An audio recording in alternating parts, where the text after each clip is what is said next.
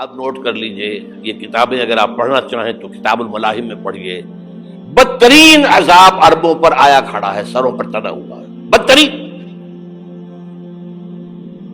ایسی جنگ ہونی ہے الملحمۃ العظمیٰ، جس کو کہ میں بھی آپ کو گواہی پیش کر دوں گا، جسے کہا گیا دی لاسٹ کروسیڈ. بش نے بھی کروسیڈ کا لفظ بول دیا تھا، پھر واپس لیا اس نے. نکل جاتی ہے جس کے منہ سے سچی بات مستی میں، فقیہ مصلحت بھی سے اور ہندے بادہ خار اچھا. کروسیڈ کہہ کر پھر واپس لیا. یہ کروسیڈ، اس کے اوپر جس قدر نقصان ہونا ہے عربوں کا. گریٹر اسرائیل بنے گا، یہ عراق، شام، اردن، سعودی عرب کا کچھ شمالی علاقہ، ترکی کا جنوبی علاقہ، مصر کا صحرائے سینا، اور اس کے ساتھ ہی جو بہترین اس کا زرخیز ترین علاقہ ڈیلٹا آف نائل، یہ سب یہودیوں کے قبضے میں جائے گا. اس کو حدیث میں کہا گیا الملحمۃ العظمیٰ.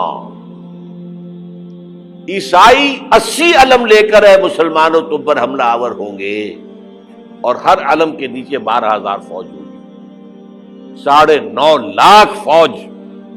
یہ نیٹو کی تیاری کس کے لیے ہو رہی ہے؟ جب USSR کا خاتمہ ہوا تو پوچھا گیا تھا نیٹو چیف سے، اب کس لیے؟ تمہارا وہ دشمن تو ختم ہو گیا، اب ہمیں اسلامک فنڈامنٹلزم سے نمٹنا ہے. وہ جانتے ہیں خطرہ یہی ہے،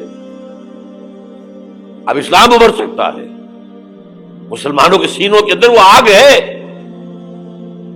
اوپر خاکستر آ گیا ہے، تم پہ اٹھانا بیٹھنا، یہ اندر تو انگارہ ہے، اوپر سے راکھ ہے، اس سے دھوکہ نہ کھا جانا ان کے دلوں کے اندر. اور بش نے کہا تھا مسلمان چاہتے ہیں کہ ہسپانیہ سے لے کر انڈونیشیا تک نظام خلافت قائم کرے. اور میں حیران ہوا تھا کہ اس کمبخت کو ہسپانیہ کا خیال کیسے آ گیا. ہمیں تو کبھی آتا ہی نہیں، اب ہم تو بھول گئے. وہ تو 500 برس پرانی بات ہے جبکہ وہاں سے ہمیں نکال دیا گیا تھا. اگرچہ اقبال نے کہا تھا ہے ارض فلسطین پہ یہودی کا اگر حق، ہسپانیہ پر حق نہیں کیوں اہل عرب کا. ہسپانیہ میں تو 800 سال حکومت کی مسلمانوں نے، اور ابھی 500 برس ہی گزرے ہیں نا. یہودی تو ارض مقدس سے 2000 سال نکالے گئے. انہیں لا کے آباد کیا گیا، عربوں کے سینے میں خنجر بھونک دیا گیا. وہ چھوٹا سا ملک جو چاہتا کرتا، کوئی پوچھنے والا نہیں. امریکہ جیسے اپنے بیٹے کی حفاظت کرے ویسے کرتا اس کی. اور حضور نے فرمایا ہے وہ جنگ جب ہوگی تو ایک باپ کے اگر 100 بیٹے ہوں گے تو 99 ختم ہو جائیں گے، ایک بچے گا. یہ حدیث ہے، حدیث ہے صحیح. اور آپ نے فرمایا ویل للعرب من شر قد اقترب. عربوں کے لیے ہلاکت ہے، عربوں کے لیے بربادی ہے اس شر سے جو قریب آ چکی ہے. اور آج جس طرح انہوں نے ان کی تہذیب کو اختیار کر لیا ہے، دبئی جا کر دیکھیے، بدترین مغربی معاشرہ جو ہے وہ دبئی کے اندر ہم نے قائم کر کے دکھا دیا. اب سعودی عرب اس راستے پر بڑھ رہا ہے. اور اس کے بعد نمبر 2 پر جو ہے ہم پاکستانی ہیں. لیکن میں اس کے وہ پہلی بات جو کہہ رہا ہوں وہ تو یقینی ہے، اس میں تو احادیث صحیحہ موجود ہے. اگرچہ اس کے بعد پانسا پلٹے گا، پھر حضرت مہدی کا ظہور ہوگا، حضرت عیسیٰ کا نزول ہوگا، اور وہ گریٹر اسرائیل گریٹر گریو یارڈ بنے گا یہودیوں کا. ایک ایک یہودی قتل ہوگا اور دفن ہوگا. یہ بات میں ہونا ہے، میں پہلی بات پر فرض کر رہا ہوں. وہ پانسا پلٹے گا جب پلٹے گا. ابھی جو سامنے ہے وہ کیا ہے؟ جس ملحمۃ العظمیٰ کہا حضور نے، جسے آرمگیڈون کہتے ہیں عیسائی. آرمگیڈون کی اگر کہیں جا کر آپ دیکھیں گے، آپ ڈکشنری میں مانی تو کیا لکھا ہے؟ A very big war which will be fought between the forces of evil and good before the end of this world. اس دنیا کے خاتمے سے پہلے خیر اور شر کی قوتوں کے درمیان بہت بڑی جنگ ہوگی. ارمجدون اسے کہتے ہیں عربی میں، اور آرمگیڈون اسے کہتے ہیں انگریزی کے اندر. اور یہ بائبل کی آخری کتاب کے اندر ہے، جو اس میں کہ مکاشفات یوحنا، ریولیشنز آف سینٹ جان. یہ تو میں کہہ رہا ہوں یقین کے ساتھ، اور زیادہ دور نہیں ہے، آیا چاہتا ہوں. اس لیے کہ یہودیوں کا اور عیسائی جو کنزرویٹوز ہیں، نیو کنزرویٹوز، ان کا 5 نکاتی ایجنڈا ہے متفق علیہ، جس کے تحت کہ یہ جنگ صلیبی شروع کی گئی ہے. وہ سن لیجئے آپ. آرمیگیڈون نمبر 1، گریٹر اسرائیل قائم ہو جانا اس کے نتیجے میں نمبر 2، مسجد اقصی اور قبۃ الصخرہ کو گرانا نمبر 3، وہاں 3rd ٹیمپل، وہ مسجد جو حضرت سلیمان نے بنائی تھی 1000 قبل مسیح میں، پھر برباد کی تھی نبوکدنضر نے، دوبارہ بنائی گئی، پھر دوبارہ ختم ہوئی 70 عیسوی تک گری پڑی ہے. ان کا خانہ کعبہ گرا ہوا ہے 70 عیسوی سے لے کر آج تک. ایک دیوار ہے ویلنگ وال، جہاں جاتے ہیں، روتے ہیں، پیٹتے ہیں، ماتم کرتے ہیں، وہاں وہ بنے گا 3rd ٹیمپل. اور نمبر 4، اس میں لا کر رکھا جائے گا تخت حضرت داؤد کا. یہ تخت کہاں ہے اس وقت؟ یہ لندن شریف کے اندر، جو ان کی پارلیمنٹ کا جو چرچ ہے، ویسٹ منسٹر ایبے، اس میں رکھا ہوا ہے. ایک پتھر تھا جس پر بٹھا کر حضرت داؤد کی تاج پوشی ہوئی، پھر حضرت سلیمان کی ہوئی، پھر وہ پتھر رکھ دیا گیا جب حضرت سلیمان نے بنایا ہیکل مسجد اقصی، وہاں رہا وہ. ہر بادشاہ جو تھا یہودی اسی کے اوپر بٹھا کر اس کی تاج پوشی ہوتی تھی. سن 70 میں ٹائٹس نے گرایا اسے، ہیکل کو، وہ پتھر لے گیا، وہاں سے روم گیا، روم سے آئرلینڈ گیا، آئرلینڈ سے اسکاٹ لینڈ آیا، اسکاٹ لینڈ سے انگلینڈ آیا، اور اب وہ رکھا ہوا ہے 14ویں صدی عیسوی سے آج تک.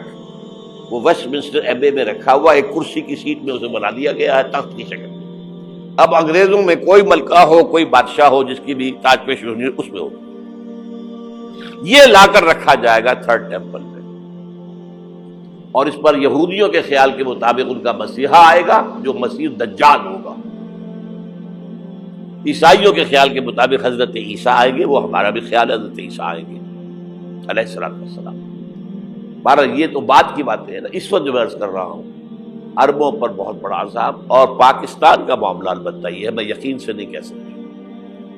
ہینگنگ ان دی بیلنس، ہو سکتا ہے اللہ تعالیٰ ہم پر رحم فرمائے، ہو سکتا ہے، اگرچہ اس کی کچھ شرائط ہوں گی. چمن کے مالک اگر بنا لیں موافق اپنا شعار، اب بھی چمن میں آ سکتی ہے پلٹ کر چمن سے روٹھی بہار، اب بھی ہو سکتی ہے. اور یہ بھی ہو سکتا ہے کہ اللہ تعالیٰ نے معجزانہ طور پر ہمیں ملک دیا، ہم نے اللہ سے بدعہدی کی، وعدہ خلافی کی، غداری کی، لہذا سزا دی جائے اور ہم سے یہ ملک چھین لیا جائے. It's just possible. دور نہ سمجھے، اسے انہونی بات نہ سمجھے. جو گھیراؤ ہو رہا ہے آپ کے مغرب میں نیٹو فورسز اور مشرق میں بھارتی فورسز گدھوں کی طرح بیٹھے ہوئے انتظار کر رہے ہیں پاکستان اور ڈسٹیبلائز ہو جائے، یہاں اور بدامنی ہو جائے. اب لاہور میں پھر آج دھماکے ہو گئے ہیں. 2 دن پہلے کا دھماکہ میں سہ کے آیا ہوا ہوں، آپ کے سامنے بیٹھا ہوں. وہ جانے بچی ہیں جو ہماری اکیڈمی کا حشر ہوا، وہ تو میں آپ کو نہیں بتا سکتا. یہ سارا کیوں ہو رہا ہے؟ تاکہ یہاں بدامنی ہو جائے اور ہمیں جواز مل جائے. مغرب سے نیٹو فورسز داخل ہو جائیں، مشرق سے بھارتی فورسز آ جائیں، اور ہمارے ایٹمی دانت توڑ کر اور پھر ہمیں بھارت کے سامنے ڈال دیا جائے. نو ڈو ایز یو لائک. یہ ان کا نقشہ ہے. ہوگا کیا وہ اللہ جانتا ہے. ہوگا وہ جو اللہ چاہے. لیکن اللہ کا چاہنا جو ہے وہ کس پر منحصر ہے؟ یہاں انقلاب برپا کرو، یہاں اسلام لاؤ. اگر دھندوں میں لگے رہو گے تو وہ خود بخود نہیں آ جائے گا انقلاب. صحابہ نے جانیں دی تھی، کتنی تکلیفیں اٹھائی تھی. 12 برس تک مکی دور کے اندر با نشہ درویشی در ساز و دمادم زن، جو پختہ شبی خدرا بر سلطنت جم سن. یوم طائف یاد ہے جو حضرت عائشہ فرماتی ہے کہ میں نے پوچھا تھا حضور سے کہ یوم احد سے زیادہ سختی بھی آپ پر کبھی آئی؟ یوم احد پر کیا ہوا تھا؟ تلوار کا وار پڑا تھا آپ کے چہرہ مبارک، یہ جو رخسار کی ہڈی ہے اس کے اندر وار گیا ہے، اوپر خود کی 2 کڑیاں تھیں وہ اس میں گھس گئیں، 2 دندان مبارک شہید ہوئے۔ وہ خود کی کڑیاں ایک صحابی نے اپنے دانتوں سے پکڑ کے کھینچنے کی کوشش کی، دانت نکل گئے، وہ نہیں نکلی، کیا جتن کر کے نکالی گئی ہوگی تو خون کا فوارہ آیا، اتنا خون گیا ہے کہ آپ بے ہوش ہو گئے، گر گئے، اور مشہور یہ ہو گیا کہ آپ کا انتقال ہو گیا، شہادت ہو گئی۔ یہ سیرت کبھی پڑھی ہے؟ حضرت عائشہ کے ہوش کا تو یہی دور تھا نا، یوم طائف میں جو آپ کی کیا تھی، بچی تھی، انہیں کیا پتا کیا ہو رہا ہے حضور کے ساتھ۔ 3 دن تک حضور مکے کی گلیاں اور وہاں کے اوباش لوگ پتھراؤ کر گئے تھے اس امید میں کہ شاید وہاں کا کوئی سردار ایمان لے آئے، تو یہاں تو ابو طالب بھی فوت ہو گئے، یہی دنیاوی سہارا تھا، خاندانی سہارا تھا ابو طالب کے ذریعے، اور گھر میں ایک دلجوئی کرنے والی رفیقہ حیات تھی، وہ بھی، ان کا بھی انتقال ہو گیا۔ آپ نے کہا یہ عام الحزن ہے، اب تو سب کو طے ہو گیا قریش کو کہ اب جیسے قتل کر دو، اسی لیے آپ گئے طائف، شاید وہاں کا کوئی بڑا سردار مانے، ایمان لے آئے مجھ پر، تو میں اپنا مرکز ادھر شفٹ کر دوں۔ تینوں سے ملے ہیں، تینوں نے وہ جواب دیے ہیں، نکل جاؤ یہاں سے، میں تمہارے ساتھ بات بھی کرنے کو تیار نہیں۔ اچھا، تمہارے سوا کوئی نہیں ملا تھا اللہ کو نبی بنا کر بھیجنے کے لیے؟